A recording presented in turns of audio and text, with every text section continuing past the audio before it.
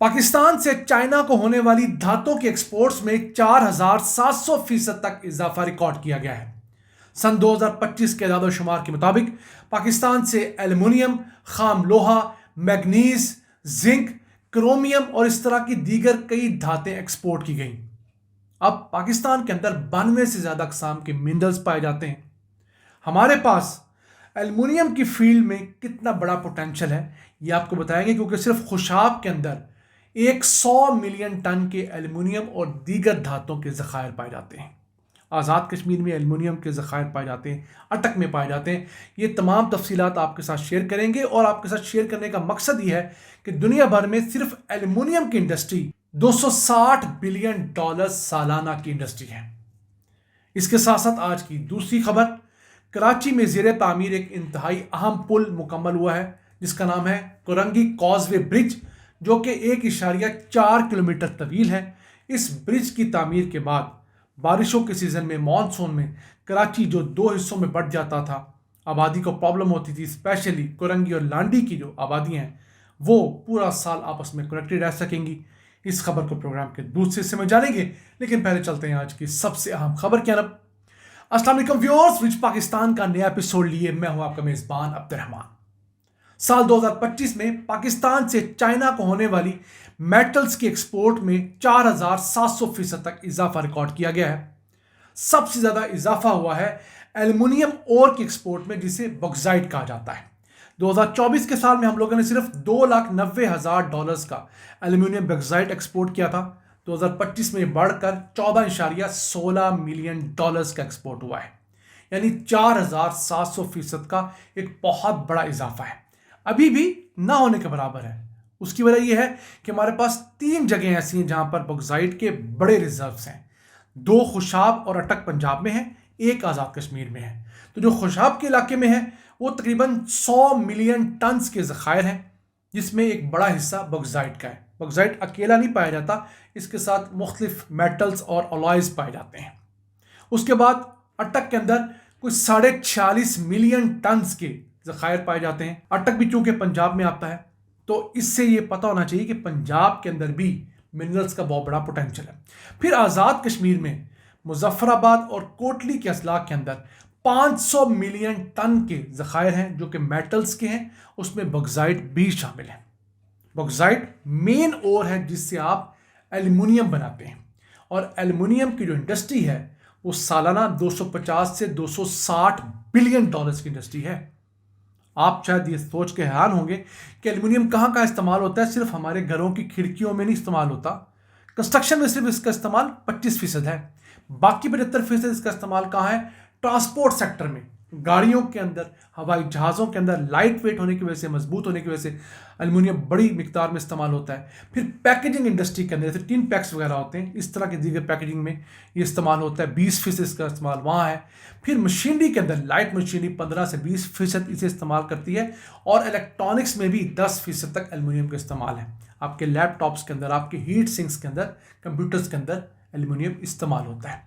दुनिया में जितना एल्युमिनियम प्रोड्यूस होता है उसका 60% चाइना प्रोड्यूस करता है। कोई आयरन ओर वो हमसे मंगवाता है। हमसे बड़े प्लेयर जो हैं वो वियतनाम वगैरह हैं, अफ्रीकन कंट्रीज़ हैं, वहाँ से मंगवा कर वो इसे रिफाइन करता है, अपनी इलेक्ट्रिक गाड़ियों की इंडस्ट्री को फ़रोग दे रहा है, रिन्यूएबल एनर्जी की इंडस्ट्री को फ़रोग दे रहा है, और लाइट वेट इंजीनियरिंग प्रोडक्ट्स जो हैं उसमें ये फ़रोग दे रहा है। फिर पिछले साल ही जो आयरन ओर है, खाम लोहा, वो हमने जो एक्सपोर्ट किया चाइना को, $101 मिलियन का था। ये हमारे पोटेंशियल के मुकाबले में कुछ भी नहीं है। हम आपको गाहे बगाहे बताते रहते हैं कि पाकिस्तान में 1.8 बिलियन टन आयरन ओर मौजूद है, जो $150 अरब से $200 अरब का मालियत का है। सिर्फ आयरन ओर, उसे आप स्टील में, स्टेनलेस स्टील में कन्वर्ट कर लें तो वो $1 ट्रिलियन से ज़्यादा मालियत का हो जाएगा। लेकिन हमारे पास कोई भी स्टील मिल मौजूद ही नहीं है। फिर हम लोगों ने सिर्फ ये चीज़ एक्सपोर्ट नहीं की, जिंक एक्सपोर्ट किया जो कि $110 मिलियन का है। अब जिंक जो है गैल्वेनाइजिंग के अंदर, कंस्ट्रक्शन के अंदर, ऑटोमोबाइल इंडस्ट्री में इस्तेमाल होता है। फिर मैग्नीज और लेड, कैल्शियम फॉस्फेट्स, ये तमाम चीज़ें हम लोगों ने पिछले साल एक्सपोर्ट की हैं चाइना को रॉ हालत में। फिर क्रोमियम और हमने कोई $90 मिलियन का एक्सपोर्ट किया। ये स्टेनलेस स्टील बनाने में, अलॉयज बनाने में अहम किरदार अदा करता है। फिर एल्युमिनियम की मुख्तलिफ प्रोडक्ट्स जो हमने वो भी एक्सपोर्ट की हैं, उसकी बड़ी तादाद है, वो 30.35 मिलियन डॉलर्स की मुख्तलिफ एल्युमिनियम प्रोडक्ट्स बना के भी हमने चाइना को एक्सपोर्ट किए हैं। अब पाकिस्तान चाइना के लिए इस तरह के मेटल्स और अलॉयज एक्सपोर्ट करने वाला, सप्लाई करने वाला एक स्टेबल और डाइवर्सिफाइड सप्लायर बन गया है। हम उम्मीद करते हैं कि हम ये तमाम चीज़ों को पाकिस्तान में वैल्यू ऐड करने के लिए खुद को तगड़ा करें, यहाँ पर ऐसी रिफाइनरीज लगाएं, यहाँ पर ऐसी फैक्ट्रियाँ लगाएं कि यहाँ से निकलने वाला जो ओर है उसे प्योरेस्ट फॉर्म में हम यहाँ पर ढालें और फिर उसे एक्सपोर्ट करें, ताकि उसकी कीमत में 3-4 गुना का जो मुनाफा होता है, फ़ायदा होता है, वो हमें मिले। दूसरा, जो उस तमाम प्रोसेस के अंदर लाखों जॉब्स क्रिएट होनी है, उससे भी हम इस्तेफादा कर सकें। आइए चलते हैं आज की दूसरी अहम खबर की तरफ। कराची में 2023 से ज़ेर तामीर इंतहाई अहम कुरंगी कॉजवे ब्रिज मुकम्मल हुआ है, उसका इफ्तिताह कर दिया गया है। ये 1.4 किलोमीटर तवील है, मलीर नदी पे ये बनाया गया है और 6 अरब 13 करोड़ रुपए की लागत से ये मुकम्मल हुआ है। इसकी विड्थ जो है वो 26 मीटर है और इसमें 3 लेन्स जाने के लिए और 3 लेन्स आने के लिए 6 लेन्स का ये आम ब्रिज है। इसके ज़रिए कुरंगी, लांडी और इसके इर्द गिर्द के 50 लाख मकीनों की ज़िंदगी आसान हुई है, जो कि मानसून के सीज़न में एक दूसरे से कट जाते थे और एक बहुत लंबा 1.5-2 घंटे का लंबा सा एक रूट लेके जाना पड़ता था। जाम सादिक ब्रिज वाली साइड से कराची के लोग इसको बेहतर एलेबोरेट कर सकते हैं, समझ सकते हैं। और इस ब्रिज को फ्लड रेजिस्टेंट ज़हन में रख के बनाया गया है, क्योंकि जब मानसून होता है तो चंद दिनों के लिए, कभी कभी सिर्फ 3-4 दिनों के लिए मलीर नदी के अंदर सैलाबी कैफियत आ जाती है, क्योंकि पीछे से जो पहाड़ी सिलसिला जहाँ से मलीर नदी आती है वहाँ पर बारिशें होती हैं तो बहुत तेज़ी से पानी आता है। वो आता 3-4 दिनों के लिए बहुत तेज़ी से सैलाबी कंडीशन में, लेकिन वो नुकसानात कर जाता है, इस इलाके को काट जाता है। तो अब एक दफ़ा हमने ये ब्रिज ना लिया, उम्मीद करते हैं कि इसकी क्वालिटी भी अच्छी होगी, तो ये ब्रिज अब साल बल्कि कई दिहाइयाँ चलेगा और इस इलाके को सर्व करेगा। फिर यहाँ पर एक बहुत आम केटी नाम की इंडस्ट्रियल स्टेट है, उसके जो तमाम इंडस्ट्रियल यूनिट्स हैं उनको फ़ायदा होगा। तो देखिए छोटे छोटे इनिशिएटिव्स कितनी बड़ी आबादी को हेल्प आउट करते हैं।